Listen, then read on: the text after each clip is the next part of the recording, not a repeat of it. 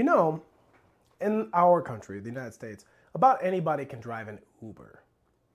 It's one of the companies that has a very low barrier to entry, Uber.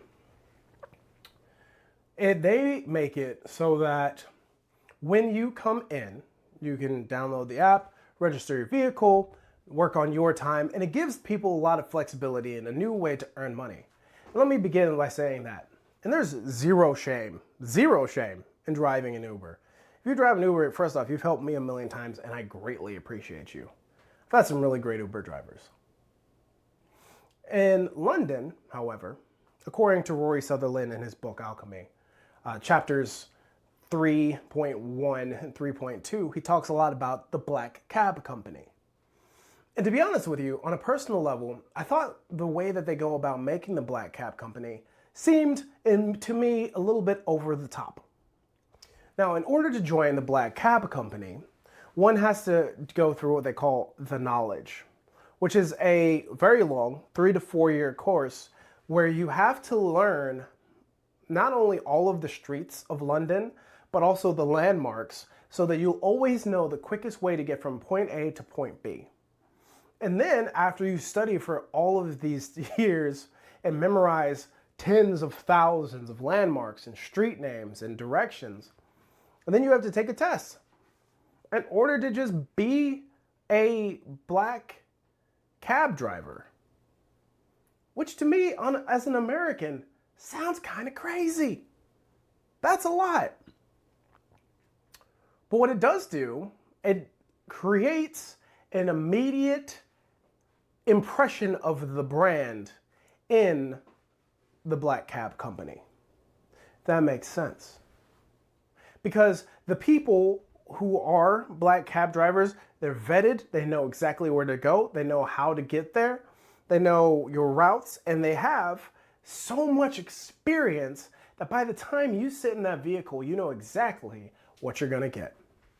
There's no need for ranking them 5 stars, there's no need for getting ranked. You're driving with a master driver at that point. And that's the intent.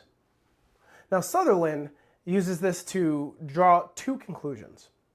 One, that there is an immediate increase of trust and brand loyalty to companies that have created such a high barrier to entry for their employees. Because of that, he knows that he can put his daughters in any black cab and they're going to get to where they're going to get to, not only efficiently, but also safely. The people who are driving it, again, they're masters at their craft.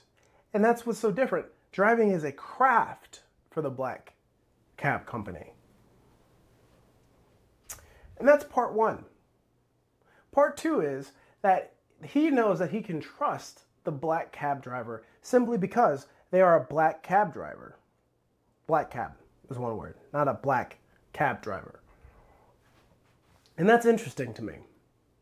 The point that he makes is that if a person has invested so much money and time into having this position, they are less likely to do something to jeopardize their standing in that company.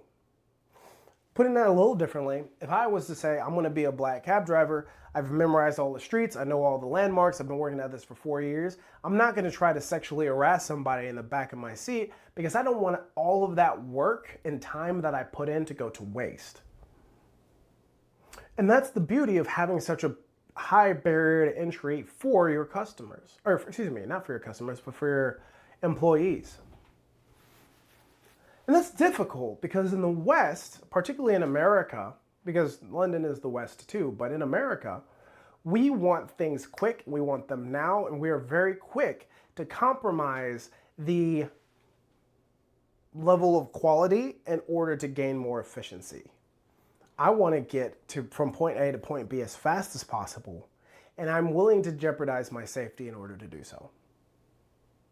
Or I'm willing to have so many people in my company working for me that I'm willing to jeopardize the quality of the driver. And no disrespect, again, to Uber drivers. But when you talk about a person who's been driving for 4 years in the same city and having been tested over all of the streets and landmarks so they can identify where they are and how to get anywhere from anywhere, Are we honest about how much effort American Uber drivers are putting in? No disrespect. It's just what it is. How does that apply to a CrossFit gym? And that's something worth discussing as well, because most CrossFit gyms are oftentimes held by people who are in the CrossFit community, have been in the CrossFit community, and they've done it for several years. They then hire out coaches who are typically at least a level 1, and then those people do the work that's necessary. But what would it be like if you only hired level 2 coaches? Would you charge more for your clientele because you have a higher quality of coaches? Do you expect the coaches to behave in a more professional manner because they've already invested so much time to get where they are? Or would they do something differently because there's so many alternative gyms to go to? It's a thought exercise. However, two things can be gleaned from the black cab thought process, one of which is having higher quality employees is going to demand better trust from your clientele. People are going to trust you better because they know you're experts. That's easy. In California, it's odd because you can do coaching and personal training without necessarily having the credentials to do so. However, having your credentials does communicate a higher class and a higher quality of care in your company. Second, the higher and more invested your employees are into the craft, the less likely that you're going to have problems with them. Now, we all know some very provoking gyms where the coach may or may not be having relations with several of the clientele. And that's unprofessional. And the business then suffers as a result of his misconduct. That doesn't happen if you have higher people or more trained people, more invested people.